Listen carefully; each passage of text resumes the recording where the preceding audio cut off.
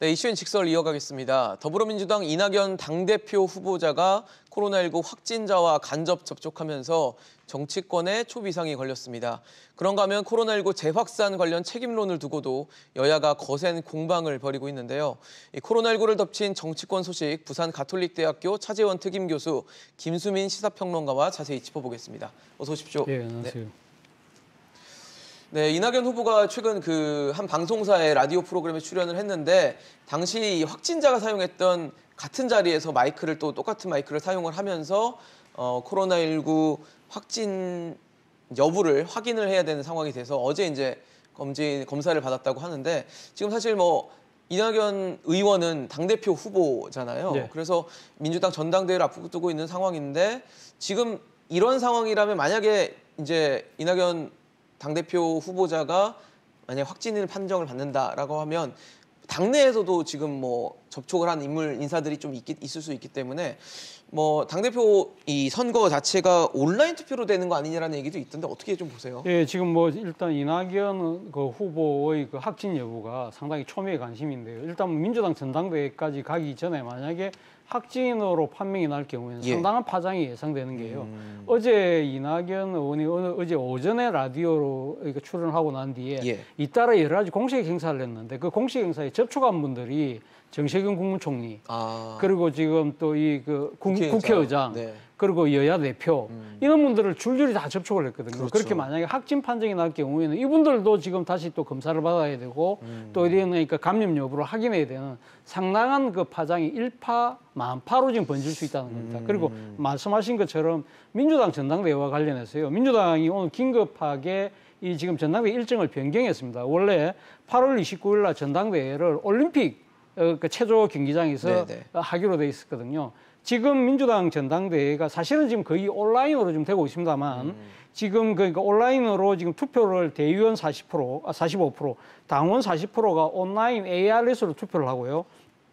국민 여론조사 10%, 당원 여론조사 5%도 다 온라인으로 하지만 지금 당 중앙위원 500명에서 600명 정도가 이 올림픽 체조 경기장에서 모여서 이 전당대회 당일날 현장에서 투표를 하기로 했는데 이 부분을 지금 취소를 하고 지금 당 중앙위원들도 다 같이 온라인 투표를 하고 대신 당사에서 지금 후보하고 필요한 스태프 그리고 전당대회 당의장 그러니까 전당대회 의장, 부의장 정도만 참석하는 식으로 간략하게 최소화해서 완전히 최소화해서 그렇게 하기로 일정을 급하게 바꿨습니다.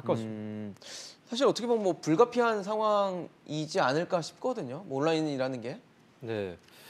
사실 민주당 같은 경우는 여러 차례의 당내 경선을 치르면서 온라인 투표 시스템이라든지 또 온라인 정당이라든지 이런 기틀을 마련을 한 상태이기 때문에 온라인으로 바꿔서 치른다고 해서 경선이 크게 달라질 거다라고 보기는 어려울 것 같습니다. 당원들의 문화라든지 이미 정착되어 있는 부분들이 있고 어떻게 보면은 이게 선거운동을 오프라인에서 얼마나 하느냐가 이 경선 레이스에서 역전을 한다거나 이렇게까지 변수로 작용하기도 어렵지 않을까 싶어요. 그런 의미에서는 외형적으로 달라지는 부분 외에는 이 경선 레이스의 본질적인 어떤 양상이라든가 이런 것들이 달라지지는 않을 것으로 그렇게 보여집니다.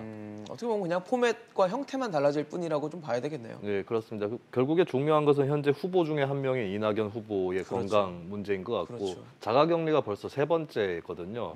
지난 총선 때도 코로나19에 대한 우려 때문에 검사를 받고 자가격리를 한 적이 있었는데 이번에 어떻게 또 건강 상태에 이상은 없는지 이 부분이 또 한 사람의 어떤 정치인의 건강에 또 이렇게 시선이 집중되는 것 같습니다. 네, 맞습니다.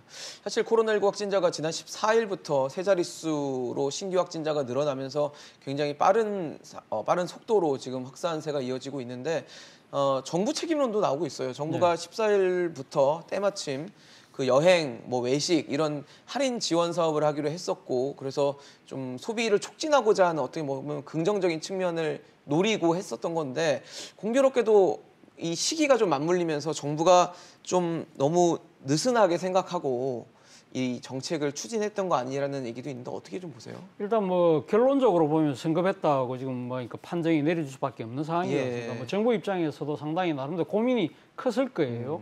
지금 사실은 그 지난 7월 20일 날 정경 질병관리본부장이 그런 이야기를 했었거든요. 지금 그 휴가철에 이동량이 증가되고 그러니까 노출 가능성이니까 지금 감염병에 대한 노출 가능성이 그만큼 커지고 있다. 네. 그래서 가급적 집에서 그러니까 조촐한 휴가를 좀 보냈으면 좋겠다는 이야기를 했습니다만은 그러니까 방역 당국의 입장과는 달리 또 이래 정부 전체적으로 경제를 총괄하는 입장에서 본다고 한다면 사실 이 지금 내수 그 진작을 통해서 경기 회복이 상당히 발등에 불이었다는 그렇죠. 그러니까 판단을 네, 판단을 했던 것 시급한 같아요. 문제였죠. 예. 그렇기 때문에 지금 뭐 사실 우리나라가 OECD 국가들 중에서 그래도 경제 성장률이 가장 그 최고로 좋은 선방했다라고. 마이너스 0.2%인데 그것이 유지되기 위해서는 소위 말해 V자 반등이 돼야 된다. 그렇다고 한다면 이번 휴가 시즌에 뭔가 좀 많은 내수의 이 좀 살아나는 그런 이 급반등의 조짐이 필요했다. 그런 측면에서 아마 정부 입장에서는 여러 가지 그러니까 외식 쿠폰 뭐 이거 지급이라든지 또 뭐 여행 쿠폰 같은 경우 발급이라든지 이런 식으로 아마 경기 진작을 위한 여러 가지 재정적인 지원들을 할 수밖에 없었던 측면은 분명히 있습니다. 그럼에도 불구하고 사실은 그러니까 이 너무 경기에만 이렇게 지금 이 역점을 두다 보니까 상대적으로 방역이 소홀한 것이 아니냐는 것이 지금 현재 현상으로 나타나고 있는 상황인 것이죠. 사실 따지고 보면 이 경제와 방역은 양날의 칼이거든요. 맞아요. 그렇기 때문에 이 상당히 이거 어느 정도 균형점을 갖고 가느냐가 상당히 중요한 측면이 있는 것인데 만약에 뭐 이번에 확진자가 늘어나지 않았다고 한다면 아 정부의 선택이 옳았다고 볼 수 있지만 그러니까 지금 결과적으로 현상적으로 나타난 바가 지금 확진자가 폭증하면서 네네. 제2차 대유행이라는 그러한 우려가 커지고 있는 상황이기 때문에 정부로서도 상당히 아마 상당히 곤혹스러운 입장이지 않을까 생각이 듭니다. 어떻게 보세요? 정부 책임이 네. 좀 있다고 보십니까? 예, 확진자 증가세가 좀 멈칫한 이후에 정부에서 경제 쪽에 좀 부양을 하는 것을 욕심을 냈던 것 같은데요. 사실 이제 장마도 이번에 길고 있고 네, 해서 또 봄에도 나들이라든지 이런 것들 못 가는 분들이 많았을 겁니다. 그렇다면 휴가 시즌을 맞이해서 갑자기 많은 인파가 이동을 하고 또 나들이를 갈 수 있다라고 하는 그 가능성을 좀 염두에 두고 어느 정도는 좀 억제하는, 그러니까 뭐 아예 못 가도록 차단한다기보다는 예, 예. 너무 수가 불어나지 않도록 분위기를 조성하는 게 필요했었던 것 같거든요. 그리고 장마철이 또 위험한 경우가 뭐 비유하자면 바이러스를 이렇게 꾹 눌러 담아놓고 보관하고 있는, 예, 그리고 이제 작은 모임에서는 또 전파가 될 수도 있는 그렇죠. 예, 그런 환경이었던 위험성이 건데 7월 24일에 저는 좀 뼈아픈 조치를 했다라고 봐요. 7월 24일. 네, 교회 소모임에 대해서 허용해주는. 금지가 해제가 된 날이 네네. 7월 24일입니다. 그런 것도 여러 가지 고려를 해봤을 때는 좀 여러 가지 위험성에 충분히 대비하지 못한 그런 로드맵을 짰던 것 같고 우리가 뉴질랜드 사례에서도 좀 배워야 될 게 뉴질랜드가 코로나19 청정국을 선포를 했지만 그 이후에 다시 확진자가 늘어나는 그런 사태를 또 맞이했거든요. 예. 이게 방심을 해서는 절대로 잡을 수 없는 것이다라고 하는 것이고 뭐 설령 어떤 선언을 할지라도 성과에 대해서 결과를 충분히 지켜보고 하는 것이 맞다라는 것을 이번에 또 한 번 확인을 할 수가 있었던 것 같습니다. 사실 뭐 지금 확진자들이 많이 나오면서 학생들도 굉장히 지금 어려운 상황이거든요. 등교 자체를 일단 18일부터 9월 11일까지 등교 인원 제한 조치를 강화를 했는데 수도권 지역입니다. 네. 근데 글쎄요, 이거를 지금 비수도권은 또 재량권을 주거나 권고를 하는 형식이어서 여기서 또 오는 어떤 뭐 문제라고 할까요? 이런 논란들, 확산이 될 수 있는 가능성, 열려 있는 상황들이 만약에 된다면 구체적인 가이드라인을 확실하게 못 박는 게 중요하지 않을까, 이렇게 권고하는 이런 식보다는 그런 얘기도 있습니다. 그렇죠. 뭐 사실 이 지금 그 확진자 수의 급증 자체가 지난 주말에 급격히 이루어졌기 때문에 그렇죠. 아마 교육 당국에서도 구체적인 가이드라인을 만들기에는 시간이 좀 부족했던 것 같아요. 사실 이번 주부터 순차적으로 수도권 같은 경우는 지금 개학이 지금 예정돼 있거든요. 네. 그래서 뭐 지금 이런 학교 같은 경우는 이번 주에 그러니까 초중고등학교 같은 경우는 수도권 같은 경우는 지금 개학하는 학교들이 많다는 겁니다. 그런 상황에서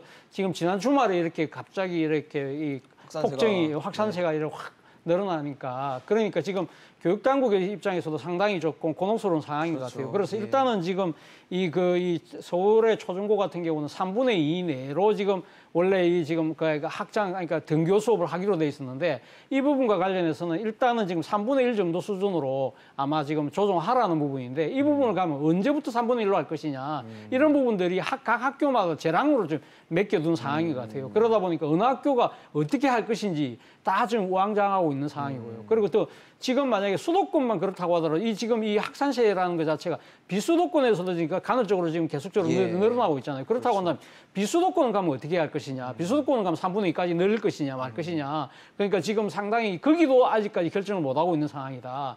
자, 무엇보다도 그런 학교가 이렇게 갈팡질팡하면 더 지금 곤혹스러운 부분은 학부모들이에요.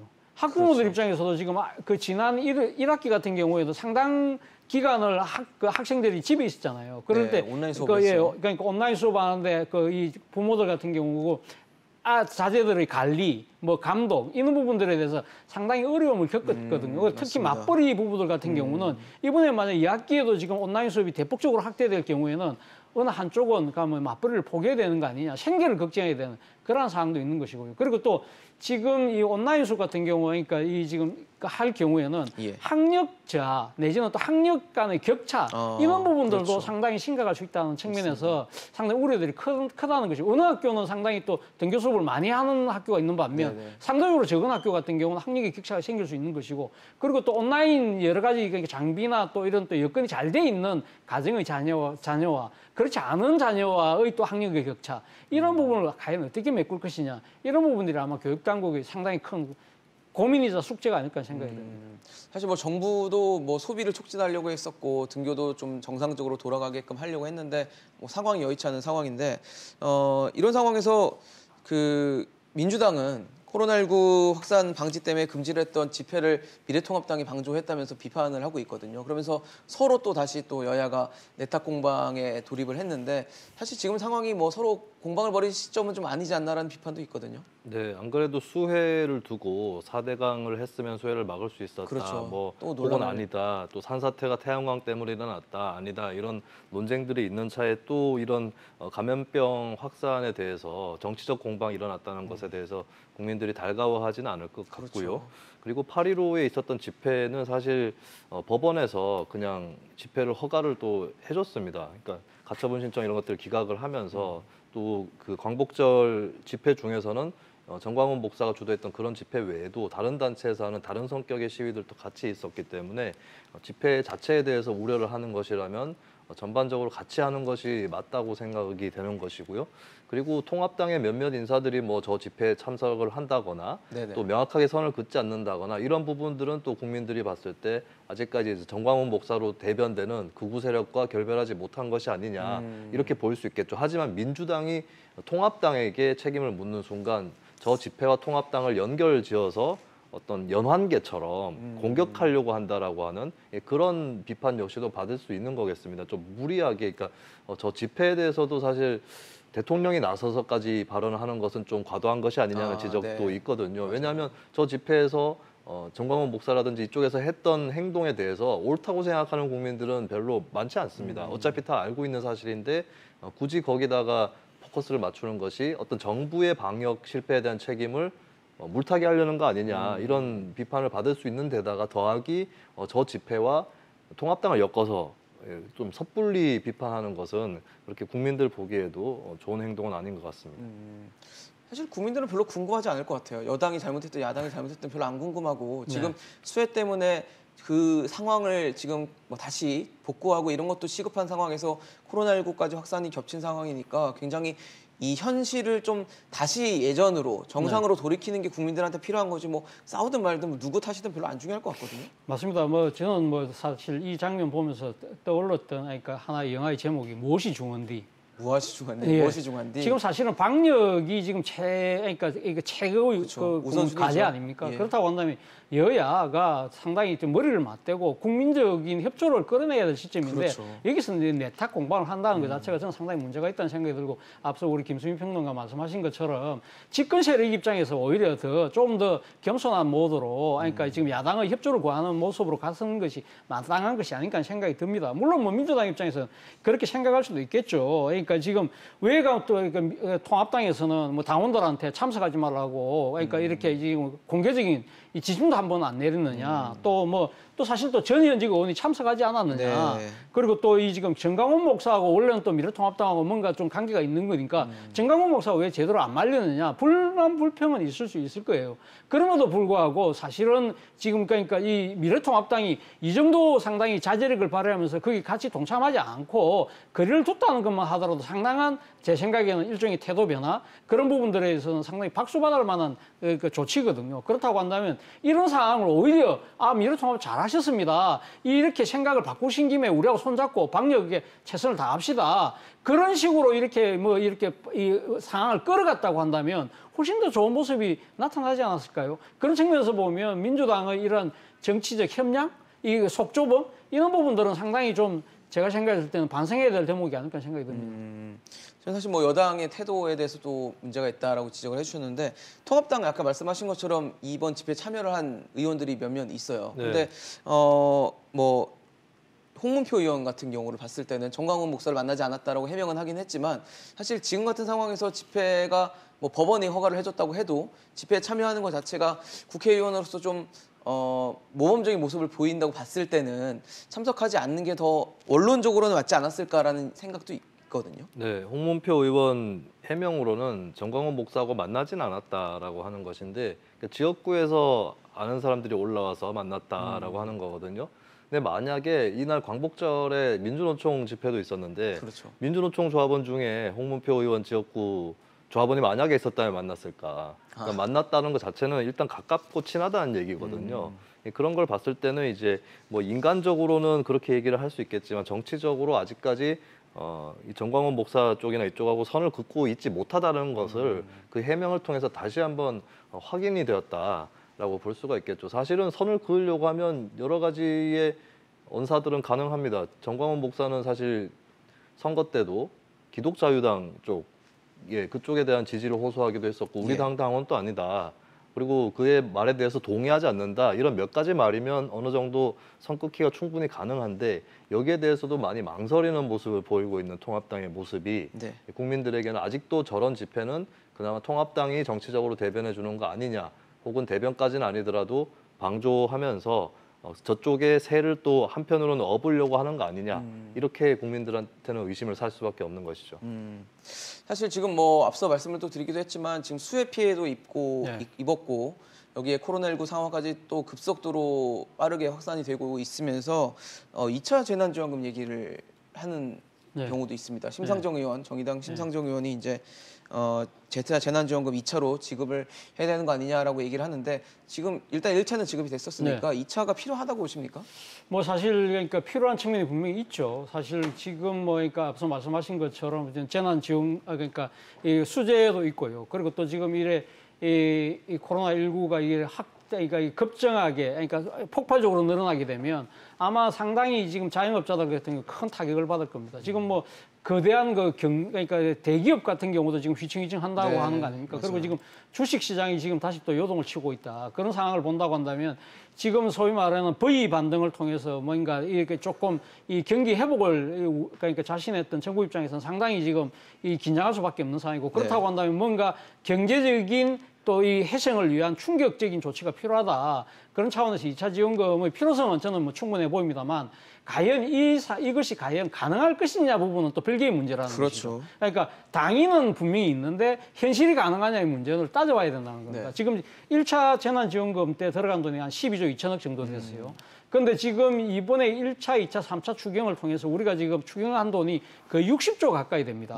이와 관련해서 지금 그 현재까지 발행된 그 적자 부채만 하더라도 37조 가까이 돼요. 그리고 지금 전체 총 이 지금 재정 적자가 지금 한 110조 가까이 된다고 그러거든요. 그렇다고 한다면 국가 경제에 너무 큰 타격이 올 수 있다. 그렇기 때문에 과연 이렇게 이 2차 재난지원금을 할 수 있는 재정적 여력이 되느냐는 그렇죠. 부분인 겁니다. 그런 부분들. 그리고 또 특히 지금 9월 1일 날 되면 내년 그 본예산이 지금 국회에다 제출이 되거든요. 그렇죠. 그렇다고 한다면 불과 한 3개월, 4개월 정도 남는다고 한다면 차라리 내년 본예산을 빨리 처리하고 내년 1월 달, 그러니까 이 내년 본예산 1월 달을 그러니까 내년 본예산을 갖다 1월 달 조기 집행하는 식으로 그렇게 하는 것도 한 방법이지 않겠냐는 이야기도 나오고 있는데 문제는 3, 4개월이라는 그 텀 자체가 만약에 너무 길게 될 경우에는 그렇죠. 완전 경기가 죽을 수도 있다. 그런 것 때문에 상당히 정부 입장에서도 이 부분을 어떻게 할 것이냐, 아마 상당한 논의가 필요하지 않을까 하는 생각이 들고요. 바로 이 때문에 아마 제가 생각했을 때 문재인 대통령도 지금 그러니까 김종인 미래통합당 대표와의 회담을 아마 이 지금 원하는 이유 중에 하나가 아닐까 하는 생각도 해봅니다. 사실 지금 방금 들어온 소식에 따르면 조금 아까 저희가 얘기를 했던 이낙연 의원에 대한 그 코로나19 확진 검사 결과 음성이 나왔다고 하니까요. 네, 정치권에 사실 양성이 나왔으면 좀 여러 가지 파장이나 이런 것들이 굉장히 컸을 텐데 그래도 음성이 나와서 정치권에 조금은 부담을 좀 덜어주지 않는 사안이 되지 않았나 싶습니다. 사실 지금 뭐 2차 재난지원금 사실 따질 게 많습니다. 뭐 1차 재난지원금만 해도 뭐 재정 건전성 얘기도 나왔고 다 줘야 되냐 얘기도 있었고 뭐 여러 가지 논란들과 목소리가 있었거든요. 근데 다시 또 2차를 지금 거론을 하게 되면 또 다시 논란이 또 반복되지 않을까, 또 이 효과와 영향을 또 판단해야 되지 않을까 싶거든요. 네, 홍남기 경제부총리가 재해에 대한 추경이 필요하다는 그 의견에 대해서 하지 않아도 된다라고 하는 그런 입장을 피력을 한 그렇죠. 상태거든요. 예비비나 이런 것들 쓰겠다는 그렇다면 거죠. 여기서 또 논쟁이 일어날 수 있는 게 추경을 굳이 재해를 위해서 할 필요가 없다면 돈을 좀 더 마련해서 그걸 긴급 재난 지원금으로 하자. 그것을 추경으로 하자라는 의견이 나올 수 있고, 한쪽에서는 안 그래도 이제 추경도 자제해 가면서 그렇게 재정의 어떤 출혈을 막고 있는데 또 긴급 재난 지원금 논의냐 이런 식으로 논쟁이 흘러갈 수 있겠습니다. 하지만 분명한 거는 일단 이 논의 자체는 필요해 보입니다. 어떻게든 결론을 내려서 뭐 올해 지급을 하든 아니면 아까 차 교수님 말씀하셨던 대로 내년도 예산에 반영을 해서 집행을 하기 위해서라도 빨리 논의에 들어갈 필요는 있을 것 같고요. 그리고 만약에 저는 이제 올해 지급을 하게 된다면 어쨌거나 현재 이제 재정의 어떤 그 재정 적자가 늘어나왔고 그리고 한국은 또 기축통화 국가가 아니기 때문에 예, 국가 채무 비율에 어느 정도 신경을 쓸 수밖에 없거든요. 그런 것들을 감안한다면 만약에 재난지원금을 지급하게 될 경우는 예전에 김경수 경남지사가 제안을 했듯이 지급할 때는 모두에게 지급을 하더라도 어떤 소득의 수준 이런 것들을 따져서 사후에 환수를 하자. 예, 이런 방안으로 가는 것이 좀 현실적이지 않을까 싶고요. 만약에 그런 쪽에서 뭐 협상 합의가 안 된다면은 내년 본예산 쪽으로 바턴이 좀 넘어가지 않을까 그렇게 전망을 해봅니다. 근데 사실 뭐 논의를 길게 할 시간은 별로 없을 것 같은 게 어제자 기준으로 봤을 때도 297명이 신규 확진, 300명 가까이가 이제 신규 확진자가 나오면서 지금 연일 세 자릿수 그리고 200명을 훌쩍 뛰어넘는 신규 확진 확산세를 기록을 하고 있기 때문에 뭐 이렇게 국민들에 대한 지원, 그리고 소상공인, 뭐 중소기업에 대한 지원들이 늦어지면 늦어질수록 또 경제 타격을 줄 수 있는 요인은 분명한 것 같으니까요.